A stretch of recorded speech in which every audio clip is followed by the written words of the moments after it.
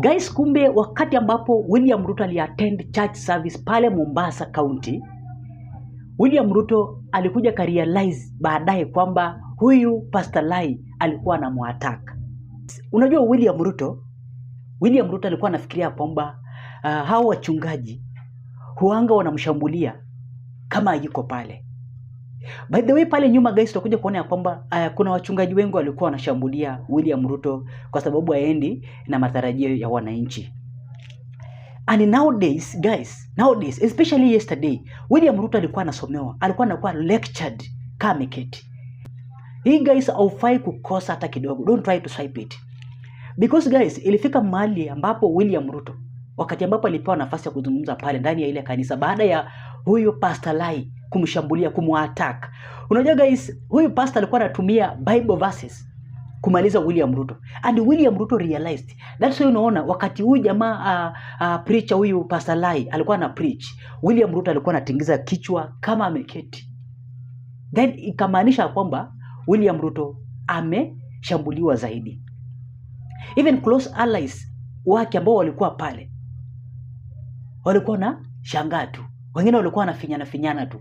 Juu William Ruto alimalizwa completely. Yaani yale mambo ambayo huyu mtumishi wa Mungu alikuwa anayazungumza pale ndio mambo ambayo William Ruto alikuwa na, yaani it was just to set Bible verses ili William Ruto ajijazia mwenyewe.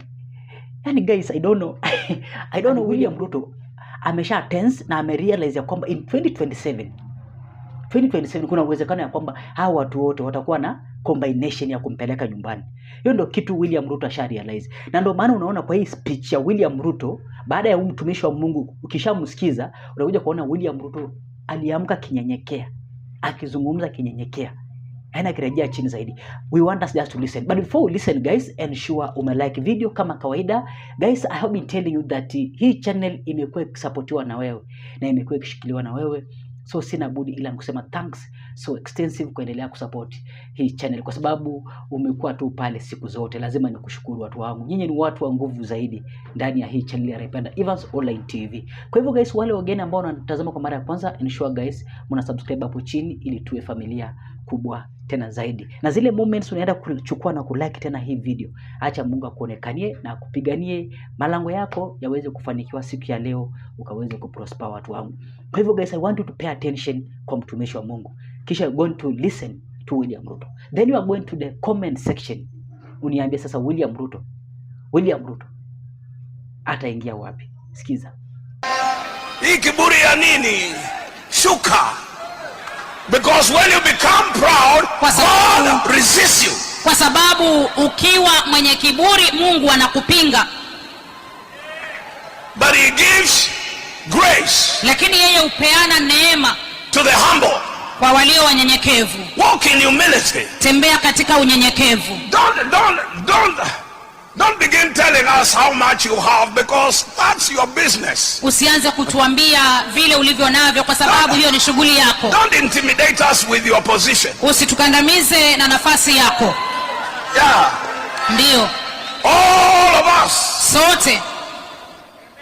One day we will die. Siku moja tutakufa. And we will stand before God. Na tutasimama mbele za Mungu. We will not go with our cars and our houses. Hatutaenda na magari yetu na nyumba zetu. We'll leave everything here. Tutaacha kila kitu hapa. So, hii kiburi ya nini? Siwachane nayo.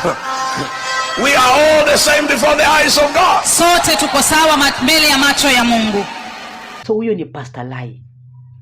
Yaani alikuwa anatumia verses of the Bible. But William Ruto came to realize later kwamba huyu jamaa alikuwa anani-accuse. Unaona watu wangu. So William Ruto also akapewa nafasi ya kuzungumza. Sikiza. Kwa sababu imekuwa ni muda sijakuja kumsikiza huyu baba wa imani.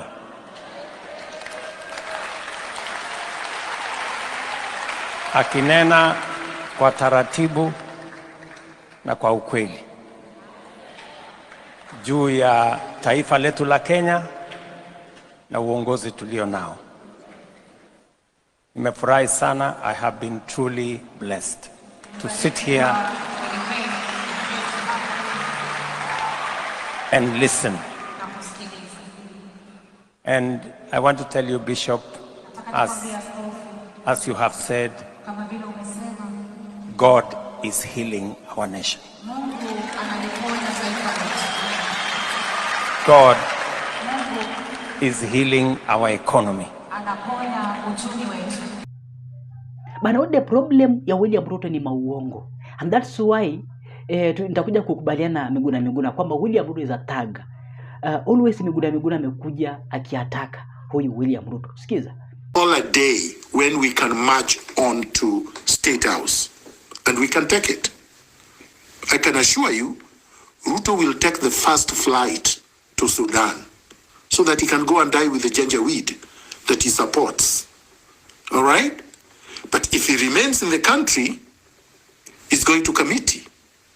And if you elect a conman, it is the conman that gets sworn in. Then you realize you elect a conman. Next time, you will not elect a conman. Just like this time, we elected a thug, a tyrant. Ruto is a thug.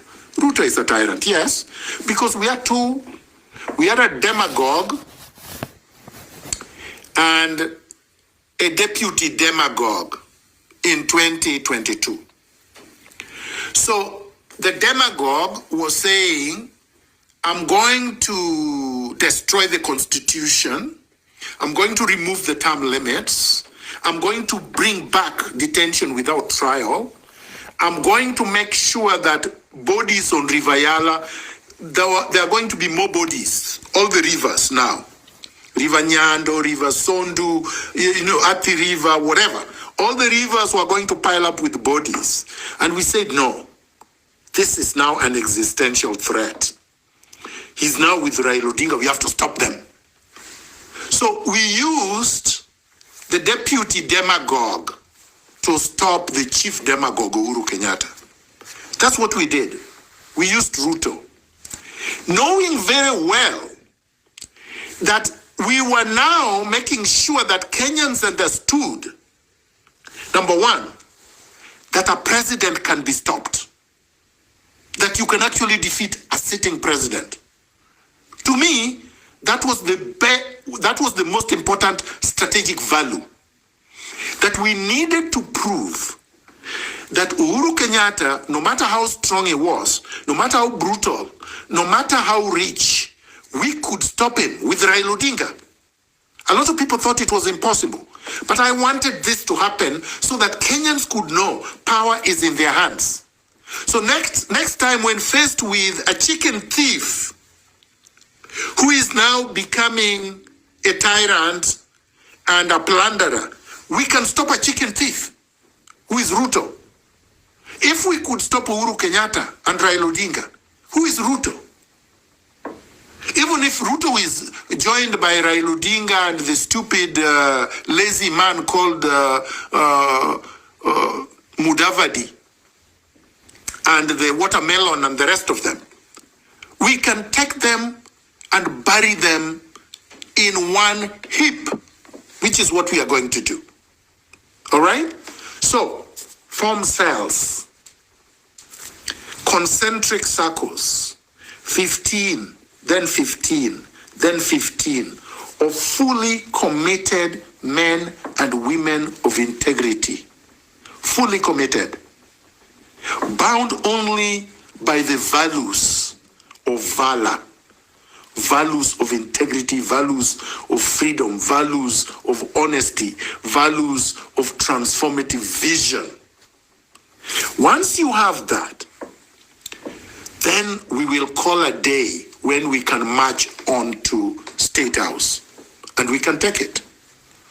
I can assure you, Ruto will take the first flight to Sudan so that he can go and die with the janjaweed that he supports. All right? But if he remains in the country, he's going to committee.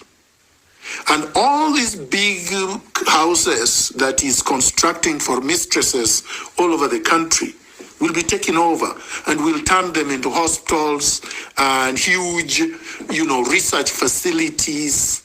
He's built very nice places that we can turn into huge medical research, ICT, artificial intelligence, hubs for the country, for the benefit of everyone. We can turn them into huge factories, you know, the farms that he has dotted all over the country, together with the Uhurus. Some of them will be malls, like the Taj Mahal that he has built in Washungishu. That would be a tourist attraction. We turn it over to the Ministry of Tourism and is run properly and earns the country revenue. So this is the way. There will be expropriation without compensation of public land they have stolen. We must expropriate all public wealth that these people have taken. All the banks they are starting, all the hotels they have opened, these are all public. These are all public property, which we must take back. And then run them efficiently, with integrity, to earn public wealth. And then we will turn the cities into modern, well-managed cities of the world, just like I told them in 2017. Nairobi needs a subway system. That's the only way to deal with transport. And Mombasa, and Kisumu, and Nakuru, and Eldoret, and all the cities. There is no city in the world that does not have the majority of its commuters underground. If you don't have that, you're not a city. You're a village. You're a banana republic. Okay? So we want to do this. Tanzania is doing it. They have trams, they have streetcars that are modern. The Dar es Salaam International Airport now is better than Kenya 10 times. And they have done it in the last 15 years. Magufuli did a great job before the Americans took him out. It doesn't matter if they take you out as long as you leave a mark. What you leave behind is a legacy. Just like Sankara left a legacy. Revolutionaries don't die as long as you have left a legacy. We are talking of Lumumba. We don't talk of Mobutu, who was there for 35 years, 40 years. Lumumba was not even there for 2 years, but we still talk about Lumumba. We talk about Sankara, who was there for only 4 years. We talk about Nkrumah, who did not finish 5 years. The point is, legacy more important than all this ostentatious opulence, courtesy of our taxes. And once we have these cells, then we have the engine of change. If you turn this into a movement, the cells coming together into a movement, a national reconstruction movement, call it what you want, a national revolutionary movement, a national reconstruction movement, whatever you want to call it, then we can turn Kenya around. It would not matter what age group, it would not matter what gender, it would not matter the level of education. The values are what should and must unite us in turning things around. And that is what I wanted to say today about the meaning of Raila Odinga's defeat, the meaning of Raila Odinga's complete humiliation in Addis Ababa, that it is good for the revolutionaries. It is a terrible failure for the oligarchs, the bandits, the criminals, and should now re-energize us in the final push for the total liberation of Kenya. So the question is asked, who is the best person to replace RUTO? The movement will decide. Once we have the movement based on values, the best person will emerge out of the movement. It is retrogressive and reactionary for someone to start from the position of, I must be a leader, or it must be this. No. There are thousands of Kenyans who are capable, but we have not created the conducive conditions for them to emerge to the leadership position. Just like in Senegal, you didn't know the current president would be president, and nobody knew what kind of president he would become. But I can assure you, there will, in the next epoch, after our revolution, no tin God, no pictures of people hanged in offices and business places. It's primitive.